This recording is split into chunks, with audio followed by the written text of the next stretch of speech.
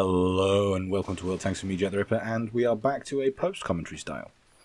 Now, this video is a little, I was going to say boring, because that's not boring, there's quite a lot of action, but it's not overly intense. And I think it really highlights a key thing about World Tanks, which is positioning can be a real important thing. Like, I have to say, and it sounds an almost obnoxious thing, if it wasn't for my tank being in where it was at the right time, you know, the whole right time, right place, right tank sort of situation, we would have lost. And I think there's no way that wouldn't have been the case. And so what I'm going to try and discuss is about some form of tactical positioning. Now, at the end of this video, even if you find this bit boring, feel free to skip ahead. I definitely recommend watching out the last minute and a half or so. Sped up, I've put what is the cheapest Radley-Walters ever.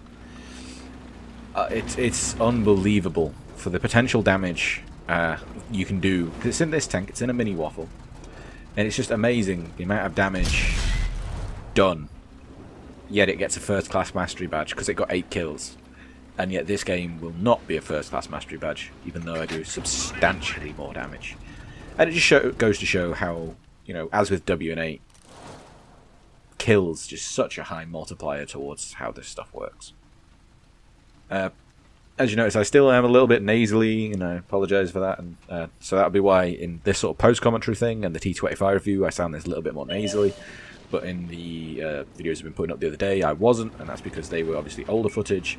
I am now out of the Salty Trio footage stuff. Oh, catching a bit of air. But yeah, I'm on the way up and up. I should generally be absolutely fine in the very, very near future.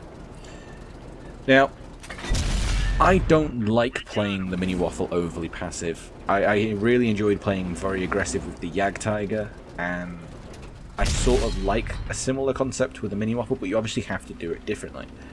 Now, the thing I would say that this almost relates to is the Panther 2. Now with the Panther 2, it had that speed, it's got the manoeuvrability, and obviously it's got the big hard-hitting gun.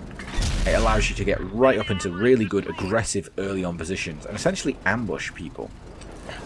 And that I think this tank can do as well. It's not as fast, it's definitely not got the armor, but it's got camo. And it's got a hell of a good gun with some really nice DPM. Aim time is not the best, but it's not bad at all either. Now you'll see here, they're absolutely swarming this side, and we've only got a couple of tanks. But I'm going to keep this gun doing work. Now I do miss a few shots, and I could have done even more. But if we look at this point, so this is with a 560 alpha gun, sorry. It's 490 without the upgrade. 490 without the upgrade, 560 with the upgrade. And I've done 6 hits already. Admittedly, one of them was a low damage kill. But look at it, just 605 damage, and I'm already 6 seconds away from firing again. And this gun just has the ability to melt people. And I'm not only doing damage to these people, I'm spotting some of them. Because I've got a binox and camo set up on this. And you'll see I'm just far enough away. I'm not double bushing or anything. I mean, all in all, I'm out in the open. But I'm in the right little position that I'm getting shots. I missed a shot there, and I think I'm going to get another shot. Yeah, here we go. Aim just ahead of the front of the tank, and that way I'm able to get a nice little tracking shot. That T29 is now out of the game. I don't think I get the killing shot on him, but that's because he basically hides for the rest of the game. But you'll see there, that was 2 full health tanks, a tier 7 and a tier 8, pushing. Neither of them have any health left anymore. Both of them are as good as dead. If they had been able to push through, if the things like the T10, who started to push this way, I spanked him in his tracks, and he stopped, he turned around, and he's ended up heading back to spawn. If it wasn't for the lucky positioning that I'm in right now, this could have gone very, very differently. And there's been you'll see a few occasions, and here I'm not paying enough attention to the map, and I'm trying to get the kill on that guy, and then I go, oh, last second. And there I shouldn't have gone into the zoom in. There you go. Look at that, another 561, that's 1 over the average. But this gun just allows you to keep pouring out damage. But so does the positioning. I mean, it doesn't matter what tank you're in. This position wouldn't work for, say, the Griller. The gorilla is not stealthy enough. It's got good camo, but it's not... Well, actually, it's not got great camo. It's got camo. Let's just leave it at that. Yeah, that was a lucky shot. At the same time, if I was in, say, a T10... I'm still used to saying IS-8, but I was in a T10... You know, another, maybe an E100... Okay, bad matchmaking, so this would be a Conqueror E75. I'd be in a terrible position for that. This would be awful for these. Not only would I get spotted, I'm out in the open, I'd be shot at from multiple angles.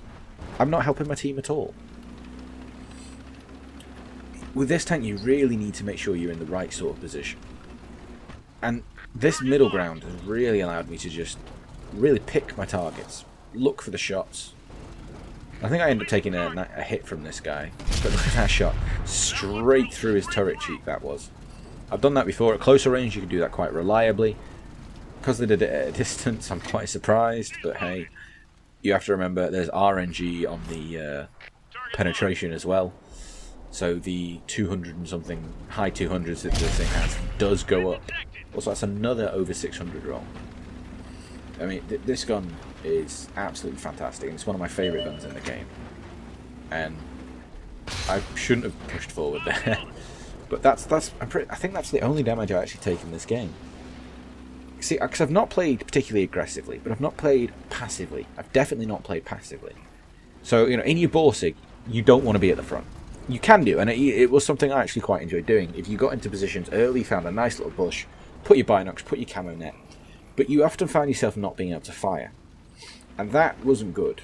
And you can kind of not have to worry about that as much with this thing, because it's got the extra rate of fire, it's got a better gun. It's just a really nice all-round tank. And one of the things, by the fact that the gun is at the back, you can mount yourself behind rocks, get yourself in a really nice little position, and then just pop out, take your shots. And it's a real good playstyle for the gorilla. The gorilla is the natural follow-on to this. Like, the waffle is just so different. It just doesn't match up playstyle-wise. Oh, and then I'm looking for the shot. Can I get it? Yes, I can. That's a nice little kill confirm there. Kill confirm, or kill steal. But yeah. So you can see, I think this game gives a really nice example of, if you position yourself right, then you almost don't have to do anything. The work will be done for you. And by being in that right position, by getting yourself into those places at the right time, it's all well and good being in a nice hold down position in your E5 with your which absolutely perfectly covers your hatch. But if you're not stopping anyone from doing anything, what's the point in that?